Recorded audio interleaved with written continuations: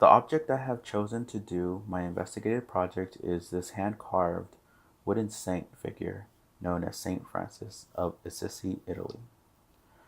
I decided to present this wooden figure because I grew up Catholic and he was a Catholic preacher when he lived. At first, I didn't know much about him. All I knew was seeing his statue growing up and how he was a saint. This hand carved wooden statue of St. Francis was made in Guatemala and sold as a souvenir for tourists. This wooden statue is crafted using a knife by the artisan. Unfortunately, I could not find what town this wooden figure was made in or who exactly crafted and painted it. As you can see, the figure is painted with warm, vibrant colors and flowers. This wooden figure also has three subcarvings attached to it. The two birds on his right and left shoulder add a spotted cat next to his left foot. This wooden statue is very detailed and looks like it took quite some time and dedication to complete. The people or the company that made these wooden figures are sponsored by AIR Guatemala, which stands for Alliance for International Reforestation. They are a nonprofit organization that want people and the environment to be healthy in Guatemala. St. Francis was born around 1180 in Umbrian city of Assisi in Italy. His father was Pietro de Bernardone, which was a very wealthy cloth merchant, and his mother Pica was French. Not much is said in regards to his mother. He came from a wealthy family, so naturally he grew up a privileged young man. At the time it seemed that every young man's dream was to be a knight in shining armor. Around this time it was in fact the dream to be a knight, but to be a knight one would have to buy their own gear. They would have to buy their own armor, sword, and horse. St. Francis was lucky, and being born into a wealthy family, his father bought him his armor.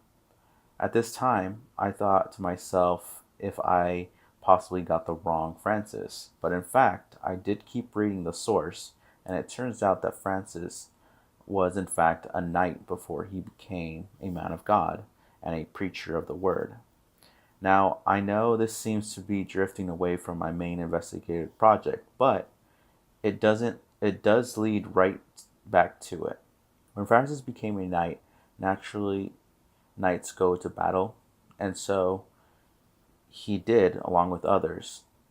He unfortunately did not make it to the war because he and the others were ambushed and taken hostage/prisoners. Now, this is only happened to young men who come from a wealthy family. His captors asked his father for ransom, and of course, his father paid. At the age of 22, Francis returned to his hometown. When he returned, he decided to become a man of God because God talked to him. God had a plan for him, and he took it on faith and henceforth became a preacher. The word of God to wherever he went. Although St. Francis came from a wealthy family, when he became a man of God, he wanted to live as Christ did. He didn't want anything to do with privilege, so he lived with nothing but the word of God.